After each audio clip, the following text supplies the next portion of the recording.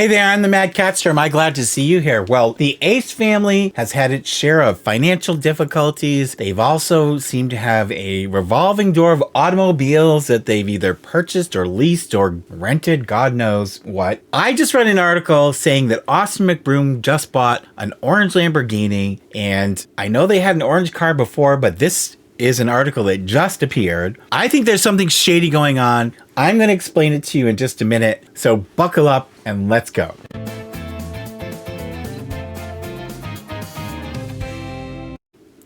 So I'm here with Sybil the Enforcer as always, and I'm here with Cedric's Tail.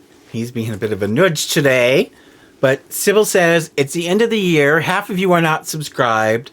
Please like and subscribe. We'd appreciate the support. We're a small channel, but we're growing, and we've been growing steadily, but we need your help.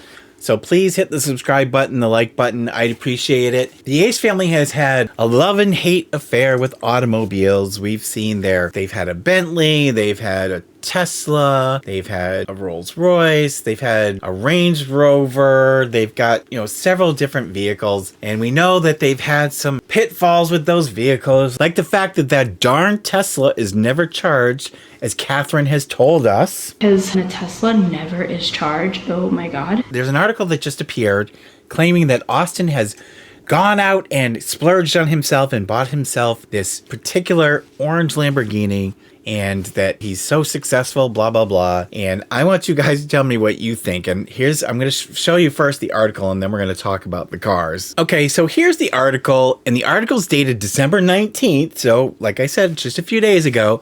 It says vlogger, okay. Vlogger Austin McBroom went all in on a deep orange Lambo Huracan Performante. And it says, Austin McBroom might have a lot on his plate with a big family, but he also knows how to treat himself. So he went all in, choosing a deep orange Lamborghini Huracan Performante for when he needs some adrenaline. And then they go on to say that they have over 19 million subscribers, and that allows McBroom to live a comfortable life with a net worth estimated at around $2 million. Well, they don't really seem to own anything, so other than the piano, that player piano that they have a UCC statement filed on because there's a loan on it. That's how expensive it was. I see they live a chaotic life, but a comfortable life? I don't know. The 30-year-old vlogger purchased the supercar from Champion Motoring. There's the plug, and that's one red flag, I think. It says a dealership based in San Diego, California he collaborated with before. The dealership seems specialized in supplying custom cars to athletes, celebrities, and other high-profile names. Champion Motoring noted that McBroom opted for a factory paint, orange exterior, which will turn heads whenever he gets behind the wheel, highlighting that it's not a wrap, because we know the Tesla's been wrapped. The interior of the supercar is not as vibrant as its head-turning exterior, and it's all about black accents, blah, blah, blah. Exposed carbon fiber, blah, blah, blah. Okay, so anyways, it goes on to talk in detail about the car. So this is my opinion about this article. It seems to be a puff piece, which means it's not real news, of course. And somehow I think that this is something that was done with Austin's input for sure, and maybe at his instigation to get some kind of publicity. I don't think he just bought it, if he did buy it. Now, if you take a look at this photograph, this is from their old house that got foreclosed on.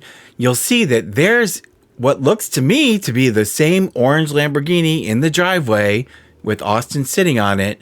So I suspect that this is the same car, and you tell me what you think. I think this is all designed to give a plug to the dealership that let him use this car or leased him this car, or I don't know what. And the reason why I say used is, now look at this. This article came out on December 19th. Here's Austin's Instagram. And this is dated, and you'll see I've highlighted here down the lower right where it says 3 likes. It says July 12th.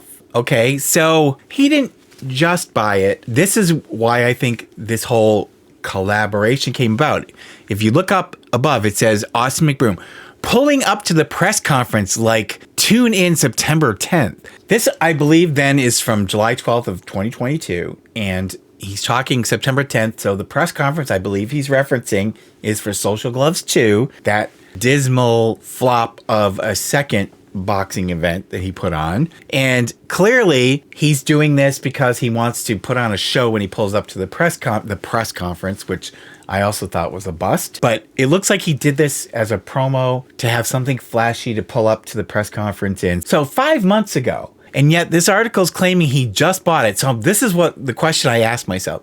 Well, why are they reporting on this 5 months after the fact? And what I'm thinking is the company that Champion Auto Place that let him use the car or lent him the car probably wasn't happy with the amount of publicity they got out of the deal, because they really doesn't seem that they got any publicity. So this puff piece that just appeared a few days ago is like an attempt to make that right. And so now there's this huge write-up about how this Champion Auto Place had sold him this car, and then goes into excruciating detail about the car and its performance and its features. I think this is like a quid pro quo where Austin didn't deliver as usual on something he promised to do. And so now he's gone and had this article put out there to try to satisfy Champion for whatever deal they made for this Lamborghini for him to use, lease, I don't know what, but I certainly don't think he bought it. Let me know what you think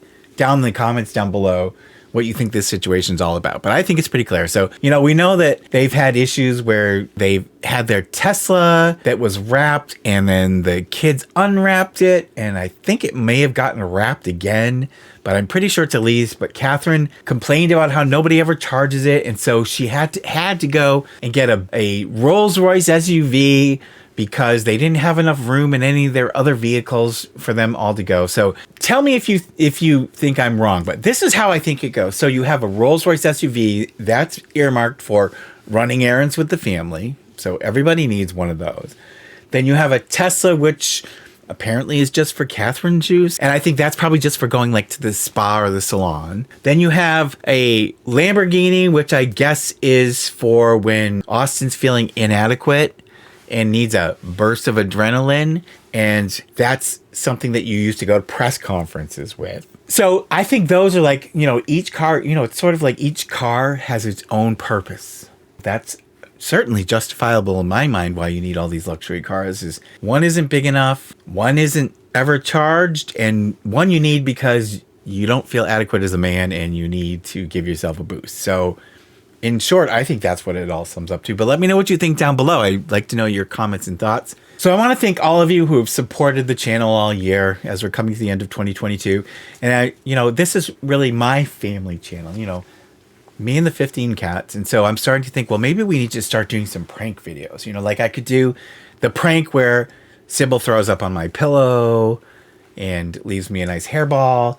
Or maybe the prank where my deaf cat Stefan knocks a glass vase off of the countertop and smashes it. Little pranks like that. No period blood, no selling dirty under things. But, some family-friendly content with the cats. Let me know what you think. Anyways, thank you so much to our Patreon patrons who've been with us all year. You guys are so great. You really are a big help. All of our channel members are a big help as well. I'd like to give a special thank you to Dawn S., who sent us a scratching post, one of these really nice scratching posts that the cats really love, and I go through these like every 6 months, and some catnip mice, which they also adore. So thank you so much, Dawn S., for sending something from the Amazon wish list. Thank you guys so much for being part of this family. We really appreciate it. We're looking forward into going into 2023 with more content, and I'm going to be starting a second channel that a lot of you have told me how much you like the few true crime stories I did. So rather than like jumble it all together, I'm going to start a second channel for true crime. So be on the lookout the first of the year for that channel. I'll let you know when it's up. But again, I hope you guys had a healthy, happy holiday season. I hope you have a safe, healthy, happy new year. You guys are the best. We love you so much. Take care of yourselves, and I will see you in the next one. Pretty please. Subscribe, like, and hit the bell. I get a treat for every new sub. Thank you.